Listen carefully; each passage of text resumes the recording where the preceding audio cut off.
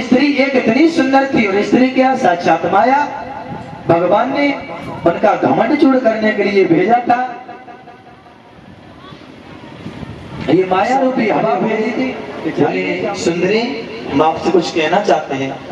बोले महाराज क्या कहना चाहते हैं? बोले कहिए। बोले ये कहना चाहते हैं कि यहाँ पर और कोई रहता है। अब देखिए महाराज अभी कह रहे थे कि गुरुजी ये क्वेश्चन आपने श्लोक गलत लिखा है, यहाँ पर लिख दो विद्वान शरण। बोले कोई नहीं रहता है। बोले आपका विवाह? बोले नहीं मेरा विवाह भी नहीं। इतने मोहित हुए, तो चाह रही हैं। बोले बताइए क्या हम आपको कुछ शर्त रखी है कि जो हम उसके ही साथ विवाह करेंगे जो घोड़ा बनेगा, और उसके ऊपर हमारे पिताजी ने शर्त रखी कि उसके ऊपर हमारी पुत्री बैठ करके नगर में घूमेगी, हम उसके साथ विवाह अपनी बेटी का करेंगे। बोले और कोई शर्त?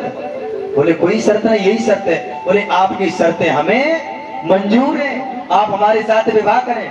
बोले अभी नहीं, पहले हमें घुमाओ। तो महाराज जयमुनि जी घोड़ा बने, और वो सुंदरी जो माया रूपी थी वो उनके ऊपर विराजमान हुई, और छोटी सी एक छड़ी ले ली, वो पीछे से लगा रही है कि चलो जल्दी जल्दी। और जयमुनि जी घोड़ा बन के उन्हें घुमा करके नगर के चक्कर काट रहे। जब चक्कर काट रहे तो धीरे धीरे धीरे धीरे वहीं पर आ गए व्यास भगवान की, जहाँ पर वैसे ही चरणों पर गिर पड़े, प्रभु हमें क्षमा करें। बोले काहे? बोले प्रभु आपने जो श्लोक लिखा था मिटा रहा तो नहीं है? बोले मैंने थोड़ी स्याही फेर दी थी। बोले स्याही मत फेरो, वो सही करो दोबारा से। बोले क्यों? बोले महाराज सही लिखा था कि बलवान इंद्रियों ग्रामो विद्वान समपतन सती, ये इंद्रियां बड़ी बलवान होती हैं। महाराज में इनके रूप देख करके जब वो देवी जी बोली कि तुम्हें बहुत बड़ा घमंड था अपने ऊपर, गुरु जी से आप बोल रहे थे, तो वहीं पर महाराज यही आया। इससे यही सुखदेव भगवान कह रहे हैं परीक्षित महाराज इंद्रियों को बस में करो, जित आसनो जित श्वासो जितेंद्रियो जित संगो। इंद्रियों को बस में करने के बाद फिर संगत पर असर दो, संगत पर असर दो।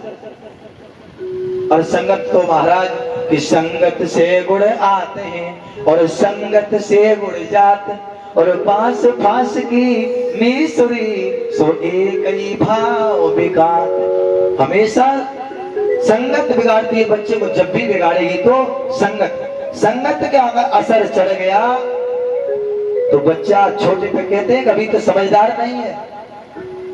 किसी से कहो कि भैया बच्चा आपका थोड़ा बिगड़ रहा है, बोले अभी क्या समझदार को तो क्या समझदार है, समझे, लेकिन तब तक समझ रहता है, तब तक रहता है कि जब तक खुद को ही समझ आने लगता है, माता पिता की बात मानना बंद कर देता है, तब तक बच्चा समझ रहता है। तो और उस बच्चे की संगत पर असर दो, बच्चे को स्वयं देखना चाहिए मेरी संगत कैसी जा रही है। पर महाराज इस तरीके से बढ़ते रहेंगे तो बढ़ते ही रहेंगे, थोड़ी कथा में ध्यान देंगे। बोलिए गोविंद भगवान की, बोलो राधे राधे। अजामिल नामक एक व्यक्ति रहते थे, वो बड़े ही पाखंडी, वैसे तो ब्राह्मण थे लेकिन धीरे धीरे जाकर के कुछ संगत, मैंने बोली थी संगत का असर पड़ गया। संगत का असर ऐसे पड़ा कि धीरे धीरे गलत लोगों की संगत, दारू इत्यादि अंडा मांस की संगत हुई। धीरे धीरे भैया अपनी पत्नी को छोड़ करके जो दूसरी पत्नी के प्रति प्रीत करे वहां पर कलयुग वास करे। तो इधर जो अजामिल थे अपनी पत्नी से प्रीत न लगा करके, मोह न लगा करके वेश्याओं के साथ आने जाने लगे, वेश्याओं की संगत की। अंत में महाराज इनके 9 पुत्र थे। एक दिन की बात है कि स्वयं भगवान आराध्य श्री ठाकुर जी रूप बना करके एक संत के वेश में भिक्षा लेने के लिए गए। भिक्षा जब लेने के लिए गए तो गांव वालों ने कह दिया कि भैया दर दर आप न मांगे, एक ही जगह मांग ले, हमारे यहाँ के ब्राह्मण देवता हैं, एक बार इतनी भिक्षा दे देते हैं कि हमेशा हमेशा किसी के दरवाजे पर हाथ फैलाने की आवश्यकता नहीं पड़ती है महाराज।